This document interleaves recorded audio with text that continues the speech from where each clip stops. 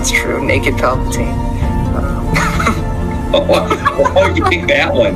Fresh out of the clone tank, nude Palpatine is my Well, that's the first thing I think of when you say Dark Empire Palpatine.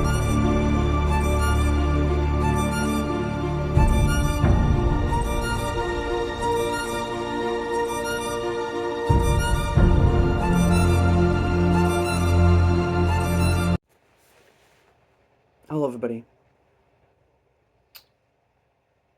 I've caught up, in terms of the prequel at least, of Steven Erickson's Kharkanas trilogy. For me, it is, I keep updating you because I'm way ahead of schedule, it is January 15th, 2025, and at the time of recording this, of course, on Facebook, Steven Erickson said he's finished with what was originally supposed to be a trilogy, but now it's going to be 4 books of the sequel quadrilogy, I guess he's writing, or whatever it's called. And he's 200 pages into Walk of Shadows, which will be the 3rd book of this prequel trilogy. But today I conclude Fall of Light. And so I want to give my overall thoughts non-spoiler-wise before I get into the thick of it, which, even then, I wish I could have read this with someone else. I feel like having somebody else to bounce off of would make it a bit easier to discuss. As of the moment, I like Forge of Darkness more. However, what I think is going to happen is that, much like Deadhouse Gate's 2nd book of Malazan Book of the Fallen, because I remember thinking I didn't care for as much, at least all of it, of Deadhouse Gates. But ever since I finished Deadhouse Gates, I go on and read the rest of the series, but I would keep thinking about Deadhouse Gates. It's not my favorite of the series, but I had to bump it up. I think it took, when I did my own internal ranking of what I had read thus far, I put Deadhouse Gates in either the 3rd spot or the 4th spot out of the 10. And that very much comes down to, over time, as I let it simmer, as I let it sit in my head, it just consistently got better and better and better than my initial read of it. I just kept thinking about it, and it kept getting better and better. And in the same way, I think I'm going to feel that with this one in time. So maybe I can give you a more nuanced take on this when I do a reread. But this is, again, such a powerhouse of emotional storytelling, with the writing being so exquisite, and I've never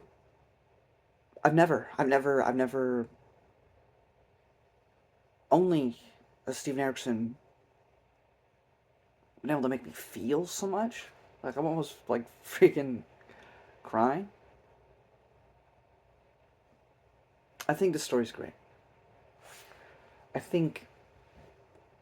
just think the biggest thing that makes it hard is just because it all comes home in the end, though. So it doesn't even matter my complaints I had in the first half. Because there's so much philosophical musings and meanderings and all this stuff that, the plot kind of gets lost to me at times. And then even the ending, you expect this big battle, but it's not really about that, and it's kind of non-linear. Some person's dead here, but then they're alive here having a conversation, and then they just finished this battle, they're covered in blood, but then they're back here having this conversation. It's going back and forth in time, and of course the whole thing is that it's poets talking about it, so it's all confusing. But at the end of the day, this story's about love. The Book of the Fallen is about compassion and empathy, and those themes still persist here. But this one, more than others, is about love. And Draconis is so much more nuanced. I mean, there was still a lot to him in the Book of the Fallen, but there's so much here now that when you read this and then go back to the Book of the Fallen, you're going to read that differently than you did the first time. I mean, of course you do that even on a reread just naturally of the Book of the Fallen, but you add this in there, you add that context, and you shove that into there, and it just enriches everything, which is the entire purpose of a prequel, right? And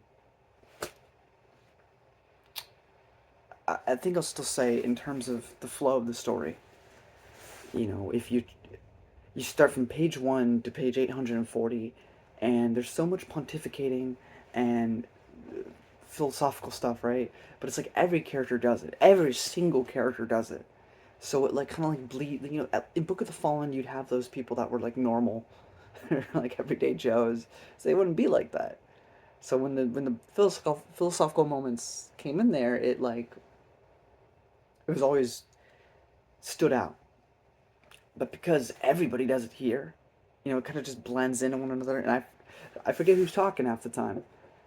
And sometimes it's no one talking, sometimes it's the poet talking, or sometimes it's Steven Erickson talking to you, and so it's just like, there's so much, but there's so much richness to it too. It's not, how am I going to complain that there's so much, like, Steven Erickson keeps giving me like this 5-course 5-star meal, and I'm full, but he keeps bringing it to me, and it's like, okay, I mean, sure, I'm not hungry, but am I going to complain? Because it's he's not making me pay for it either. I'm getting this free, 5-star meal that usually costs billionaires like hundreds of dollars, and here I am eating it for free. Like, who am I to complain? This is a terrible analogy, but the point is, like, it's so good. There's just a lot. This I don't think a work of fiction, should necessarily require this is literally something you should teach in a college course. Like this, you could spend weeks on this book and just writing about this book, and you would enrich you. You have so much there for your brain to work with. But in terms of just, I'm reading this for fun. This isn't like a college course. But that being said, there's a lot there. And if I could do a reread, I'm gonna gain more from it, which is the same as the Book of the Fallen, but it feels like there's so much more just in this book alone to gather, to reappreciate, that you wouldn't have on a first read, because there's just so much going on. I don't even know what I'm saying anymore. I think it's beautiful. I think it was a struggle for me to get through it. I think a bit more than any other Malazan book. But as always, you reach that end and you're like, it was all worth it. It was all worth it. But of course, by the end, the Civil War is reaching the climax. Lord Yurasunder is marching toward Kharkanas. Anomander, readying for battle, along with Siltrus Ruin, Draconis, Mother Dark, Sandaleth, Korlat, Orphantal, all these people, all these things going on. This book not only stands as kind of the origin story. I mean, Forge of Darkness was definitely about the Taist Andy. This is, expands the world to be a lot more about the Taist Laosin. We see a little more sprinkled of the Eater. They're not really important to the plot, but they are there, and we kind of get their origins as well. So much about love. I mean, Hood being so mad about the death of his wife that he goes to march a war onto death itself. I mean, the concept is absurd, but it works so well. And we know that Hood's gonna be like the god of death in the future, so there's also that. Just makes that more fun.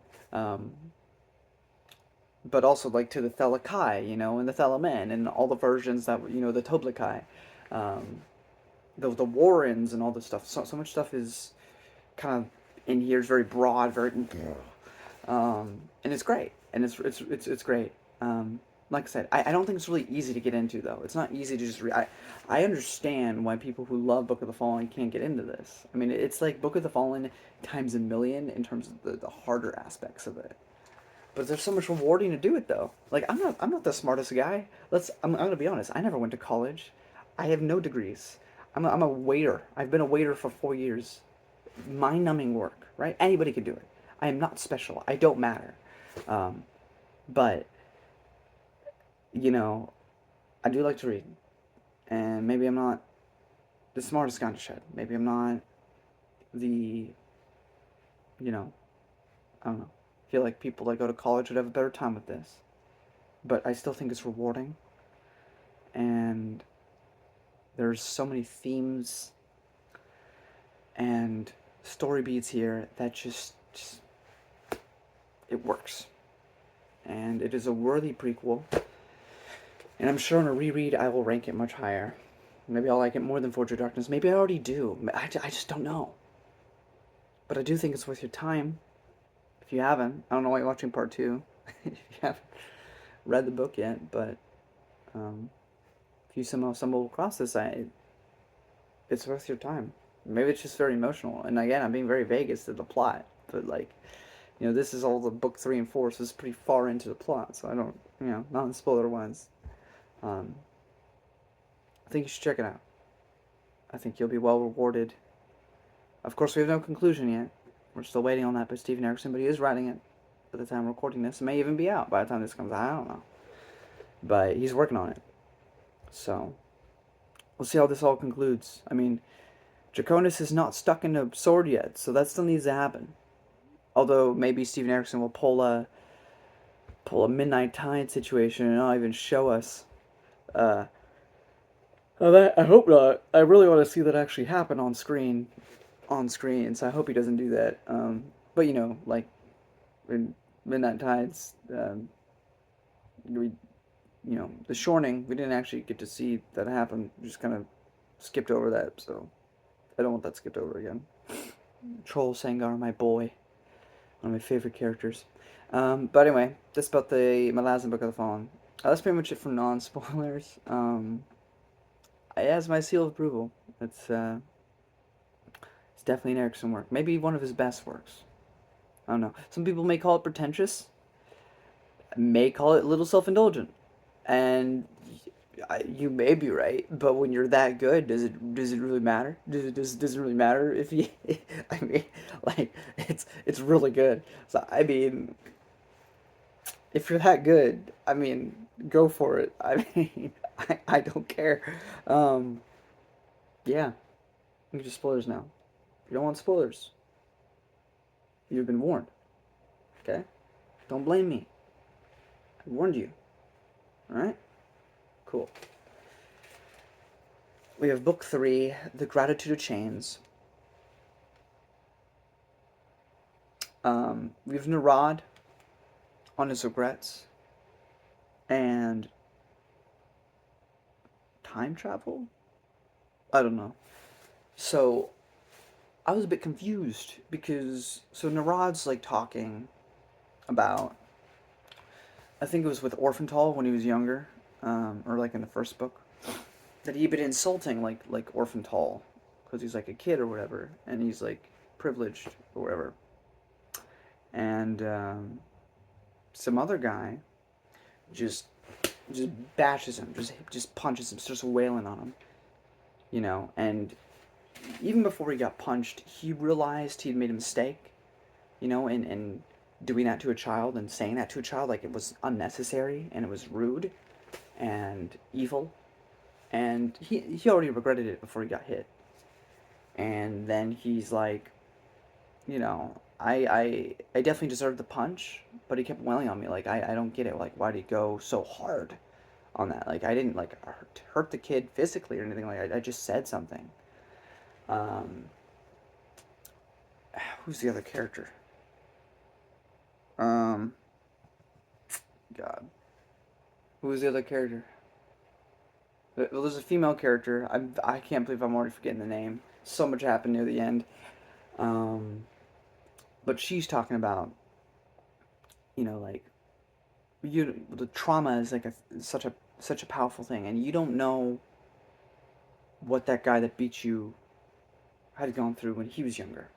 It may be that what you said to the kid finally like snapped and triggered something in him, and so those beatings on you, it wasn't really about the kid. It was about all the trauma and stuff that had been maybe said to that guy in a similar sense to what you said to that kid, unleashed onto you. And it was interesting. And it makes Narad more interesting because he there's a nuance to the instant I said it. I regretted it. I even accept that I deserve the punch. I just don't think I deserve to get beat, like a lot for that. And then she said, it's not even really about you, it's your face was the face of 1,000 others, and all that anger and rage came onto that person. We have this philosophical meanderings of the marble and bronze and the critiquing society, with the historian. See, I'm so bad. I wrote down the names. I just don't remember all of them. But the historian guy, the main historian guy, Horit, yes, Horit. He's looking at all these statues, and because it's like at an art piece or something, and there's one statue that's like from out of town, or like out of Kharkanas, or where it's from somebody that's not them, and talks about like appreciating that one over the other ones, because like the whole thing with the Theist is they really like are. I can't even do this as well. There's another guy on YouTube. He did it much better. You can look up marble and bronze Kharkanas. He made an amazing video. I can't even reach the levels of excellence. He explained this so well. I can't do it. But like the main thing was, the Theist, aren't really that great of people, but they want to believe that they are that great of people, so they make the art to kind of like sustain that belief that they are great, that they are good, and is that kind of what everyone does, right? In terms of their mark, their legacy, they try to leave behind something great. Like even if they aren't great, they try to leave something behind to leave that impression for future generations to see them in such a positive light. But it just really isn't that. Whereas maybe another piece of art that may be critiquing society more, right? Because these other ones are trying to appreciate, trying to show the best aspects of that society. Like maybe it is true, like there's a lot of bad in society, but they're trying to show the best parts of it in their art. Very, I guess, optimistic, but also kind of self-indulgent, whereas this outsider's art is very much critiquing society, or that society. And so is that more poignant? Does that have more to say in terms of, and being more lasting in terms of the public consciousness and in terms of history, because it's showing the dirty layers of society, of the current reality. But is it going to be remembered as fondly, or is people gonna, like then they have the whole thing of America, and a lot of people, especially on the right, and I'm not saying it's a bad thing, I'm not critiquing anybody here, I'm just making an observation, on the left, you're gonna have a lot of people, when it comes to the Declaration of Independence or all these founding fathers, they tend to, this isn't all people, and some I've noticed, vilify, the people that has George Washington, what is it, Jeffrey, I can't even remember my presidents, I'm so stupid, but all the presidents, there's a bit of more vilifying of them. Thomas Jefferson, oh my fuck, sorry I cussed. There we go. Okay, Thomas Jefferson. Very much. I mean, there's good reason, a lot of that, but still, a lot of these past presidents, a lot of the American sort of foundings and culture, a lot of that is vilified now, in terms of, because there's definitely a lot of bad has been done by America, but there's also been a lot of good done, but there's a lot of vilifying. Whereas on the right, you're going to see a lot more a kind of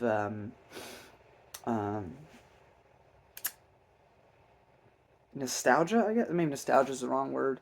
There's a lot of positive reinforcement of the Declaration of Independence and how amazing this parchment is. And it is pretty crazy what they were able to do with this country in terms of that. But, the Tea Party and all this stuff, and the revolution against the British, very much a lot of, there's the word, romanticizing of these events. But all that to say, like, a lot of people make art, that we have a lot of famous paintings that you kind of like show, like George Washington on the boat, or this or that, and they're beautiful works of art, a lot of them. But then you also have works of art that kind of vilify and romanticize a lot of those aspects. And are any of them inherently better than the other? And what's more important? Um, what will stand in the public consciousness 100 years from now? I guess we already almost toward that. We're way past that now.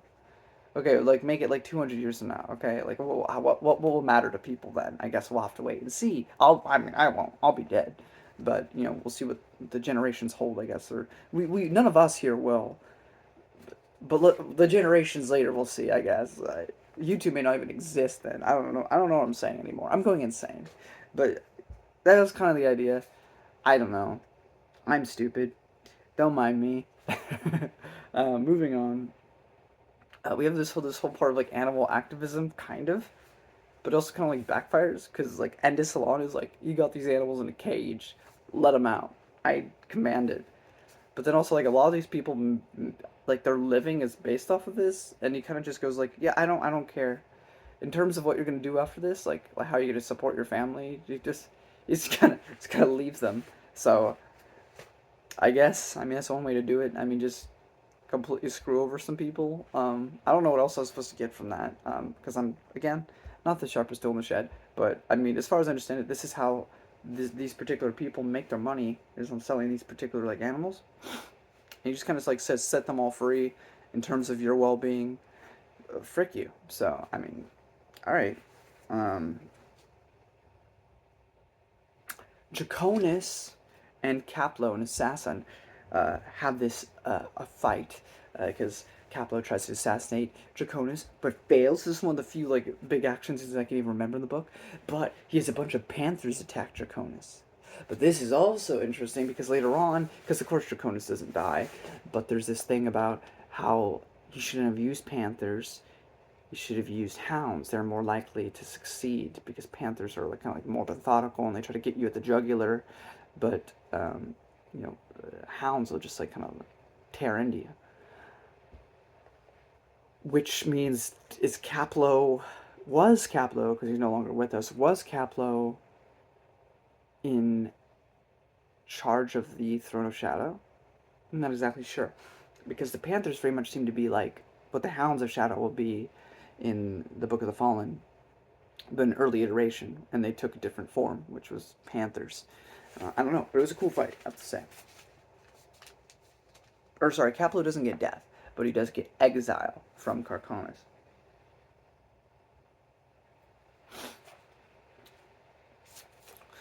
Yurasunder also didn't seem to want to marry Mother Dark, but now, after all this time, he's kind of like, okay, fine, I guess I will do that for the sake of peace and sacrifice, even though he doesn't really want to marry Mother Dark.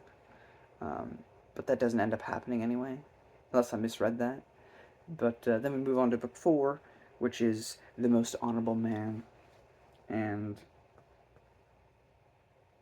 there's a bunch of stuff going on with the Thalakai and their shenanigans and a lot of sexual stuff. Now, your mileage may vary. I didn't particularly find it funny. I didn't think it was offensive or anything. It was kind of dull to me. If you find it funny, you're gonna find it hilarious. If you don't, it's just gonna kind of be there. It's fine. The funniest humor that Steven Erickson peaked for me was Book 5, Midnight Tides, with T-Hill and Bug. They are the funniest aspects to any of Steven Erickson's works for me. And then Shirkaleo. Oh, all that stuff comes from Midnight Tides. It's almost like it's the perfect Malazan book. Anyway, those are the funniest I ever found the books to be. Other than that, I mean, there's funny moments here and there, but nothing really hits or lands for me like that book did. So it's just kind of there. Your mileage may vary on that particular aspect of the story. This is also interesting.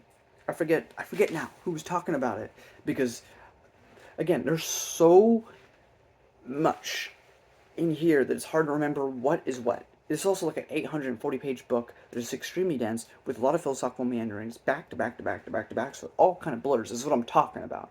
Nothing like truly stands out because it's all back to back to back, so it's hard for me to articulate to you what happened where. So I know this conversation took place. I, for the life of me, can't remember who said it. Now, I could have, back when I read it, if I had made this video right after I read that section, but I read it I'm doing this review after I finish the book, so it all blurs. Anyway, whoever it was, because now I forget, was talking about magic being a cheat.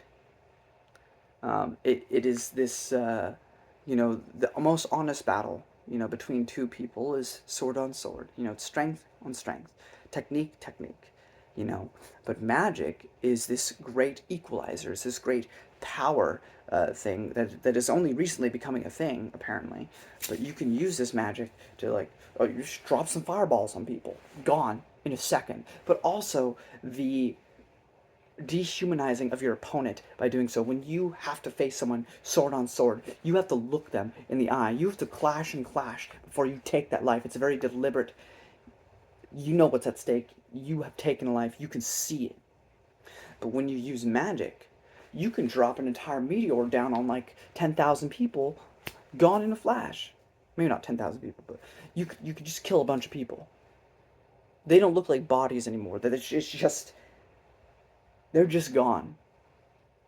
And I saw this as an analogy, and I could be wrong. I'm assuming this was the analogy that Steven Erickson was making when it comes to guns or bombs or, nukes.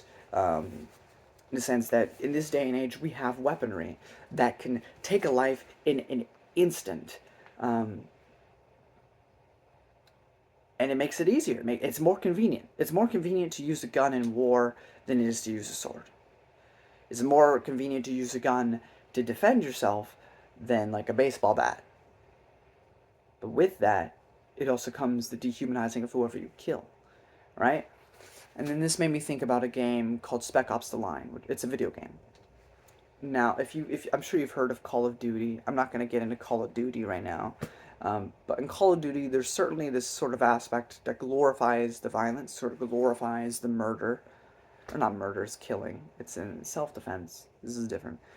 Basically, the difference between killing and murder is unjust. Killing is just. It's a justified murder. Or justified death. Anyway. But a lot of times in those games, you'll get like this sort of like drone strike, where you'll pick up like this like briefcase looking thing, you open it, and it'll give you like this God's eye view of like the battlefield, and you can go pick a specific spot with a bunch of people there, launch it, dead, gone, right? All you see is little ants on the screen, but now they're all dead, right?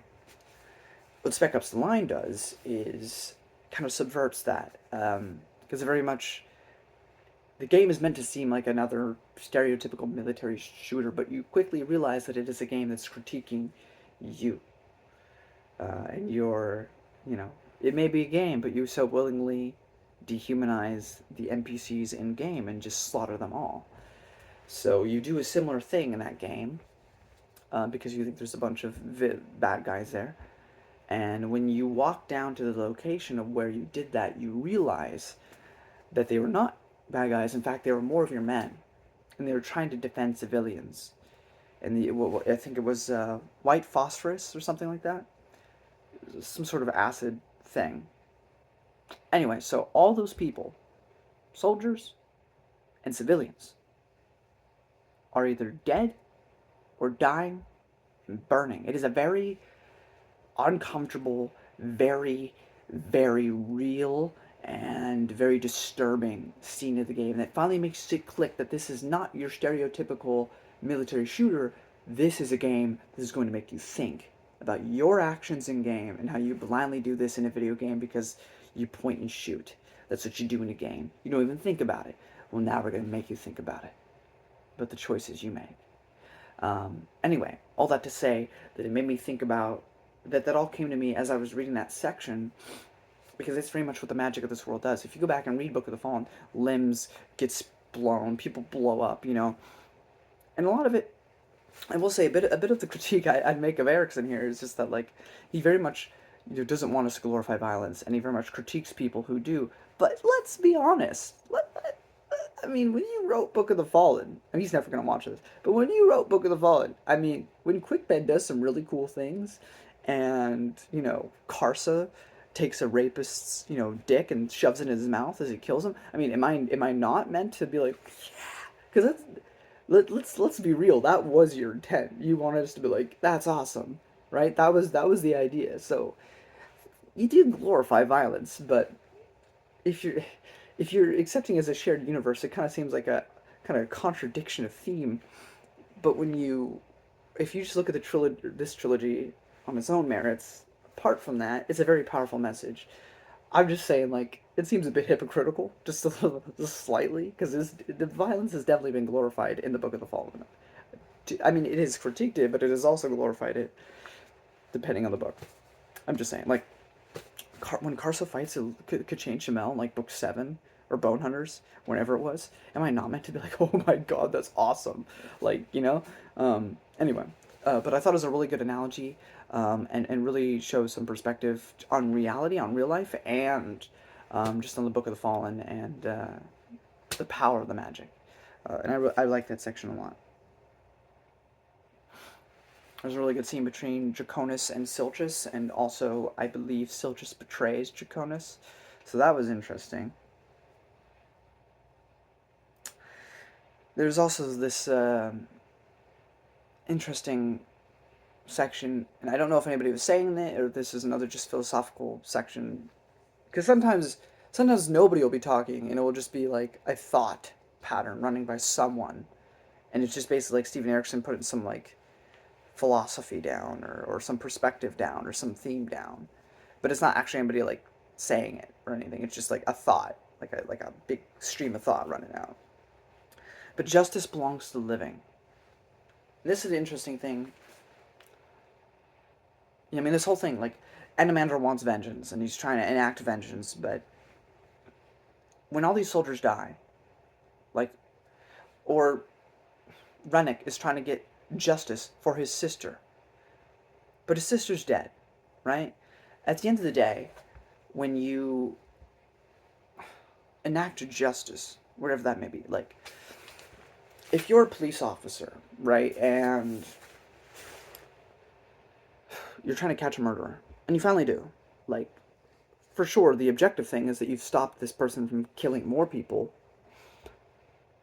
But then also, how's it, maybe it's for the family, but what if they don't have a family? What if they have no one connected to them? They were just, a loner. Who is the justice for? Like, that murder victim's dead. They're not getting justice. It is, they're dead. They don't get anything out of it. Is it just for the public's peace of mind? Like, who is the justice actually for? And there's a bit of that in there. A little bit pessimistic of, like, justice for the living. No one gets justice in death, so who is justice really for? I would say it all depends on your perspective. If you believe in a higher power, if you believe in a deity, then there can be some objective measure of justice done.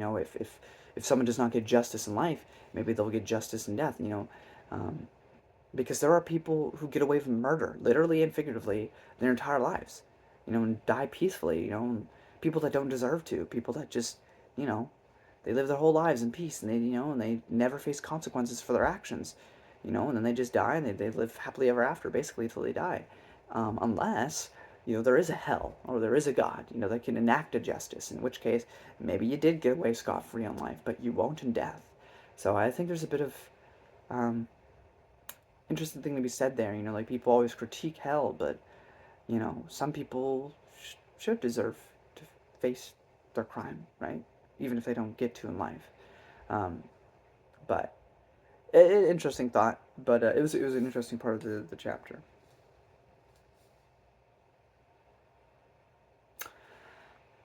Now, obviously, this was a big section of the book, but I don't think this part was meant to resonate necessarily that much, but to me it did. This is the death of the author, right? Where you ascribe meaning where it's not necessarily meant to be. I mean, this was obviously, like, an important section of the book, but this little small section has stayed with me a bit harder than other people might. Really depends on who you are. But it has gravitated to me. So, in this little small part. But Rennick is talking to this old man. This is not the big part of the scene yet. But Rennick, of course, wants revenge on his sister. He wants to fight in the battle. Old man's not letting him. Old man talks about his daughter. He comes into her room one day to find a knife and a deep cut on her thigh. he says he doesn't understand it. He doesn't understand it. She knew that she was loved. That, oh, that she was, that her family cared about her. So what? Why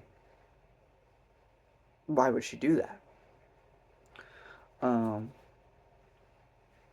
and Rennick says, you loved her, but you never knew her. In a sense that, at least from her perspective and her mind, she felt like she wasn't seen. She wasn't really understood. So Rennick supposes that, you loved who you thought she was.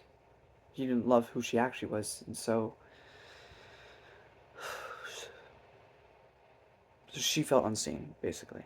So you loved a different person. You loved somebody that had the same face, but it wasn't the same person. Anyway, I never cut deep, because I didn't want anybody to see. But in middle school, I would leave some small cuts on the arms, the legs.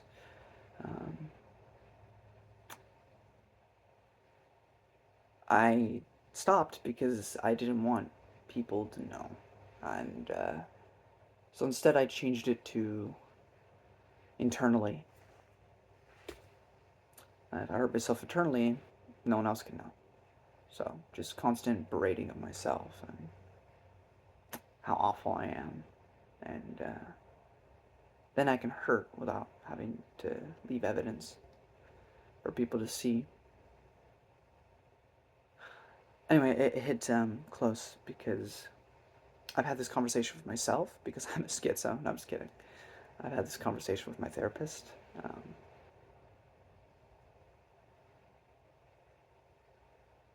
It feels like a lot of time that your parents, my parents, they love you because they birthed you, because they raised you, right? There's kind of that inherent natural bond that's formed by parent and child. But who am I? They don't love Alex, the being, the person. Because at some point you grow up. At some point you have experiences apart from your parent. They don't really know you anymore, who you've turned into. They don't love you. They just love you because you're their kid. Which, I mean, is more than you can say the most, right? Because there's a lot of parents who just don't neglect their kids. But I had finished high school. I'd found a job. And somehow made quite a few friends. And those connections ran deep. I mean, like, I felt closer to them than I felt to anyone ever. It wasn't romantic, but they felt like family. Felt like they truly saw me. And, well, slowly but surely, I don't really talk to any of them anymore. And so, it makes it feel lonely, I guess. Makes it feel, do they ever really know you? I don't know. But did you ever know yourself? All that to say, that little blurb really stuck with me. I think more than intended. So, but I thought I'd share that. I don't know, maybe somebody else can relate. But I very much feel like, a lot of people who care for a different person. And I think a lot of people can relate for different aspects. Like maybe you love the same gender, and your parents don't know that, but they love you. Or the opposite. Like I became religious in middle school, and parents aren't. So that was fun. Anyway, I'm gonna move on, but it resonated, so I thought I'd share with all of you. And then get to the next page if I can. We have the toy soldiers. This whole thing with the old man and Rennick is he just kind of pontificates. They talk about this whole thing of they're playing with these toy soldiers while the real battle's going on because the old man's trying to keep them from actually drawing blood on the battlefield. So they're playing this, I mentioned Stratego because I really like the game Stratego. And so you had Stratego going on with this old man and Rennick, this little kid, while the real war's going on. And trying to explain to him why taking the life is not great in very simplistic terms. There's a lot being said there, but I can't do it justice without directly reading. But I don't really have time, so it's an amazing section. Toy soldier section. I think you exactly know what I'm talking about when you get there. Phenomenal. A bit of the confusing aspects of this is that it's very non-linear storytelling in this aspect of it, so it gets a bit confusing at times. Draconis and Amander seem to have one last final talk before the battle commences. And also, I'm curious to see how Walking Shadows will go, because, at some point, Animander will put Draconis in his own sword, so how does... Because they definitely seem like they care about one another, they love one another, so how do we get from that to where they all end up? We still need to know. We also get one last final scene with Corlat and Orphantal, and this kind of origin of them, which is pretty cool. I'm curious to see if anything will come further of that in Walking Shadows, or that's it for them, and we won't see them again until Book of the Fallen. Lastly, Mother Dark's final, deep asking for guidance and, morality and, what... So she gives her, her one and only thing. Mother Dark says, don't hurt living beings. Don't make people suffer. Animals, people, anybody that can suffer, don't make them suffer, basically. And I really enjoyed that written section as well. And then the story ends kind of, a little bit more after that, but that's the last thing that really stood out to me. So, Ball of Light, Book 2 of the Kharkanas Trilogy by Steven Erickson, and I loved it. As I talked about it now with you, I have to put it higher now. I'm conflicted, because I really like Forged Darkness. And I don't know. But I know it was worth my time, and I'm glad I read it.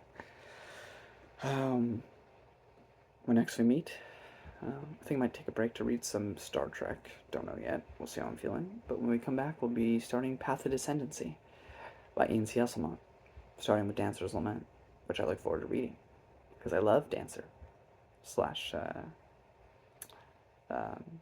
Cotillion.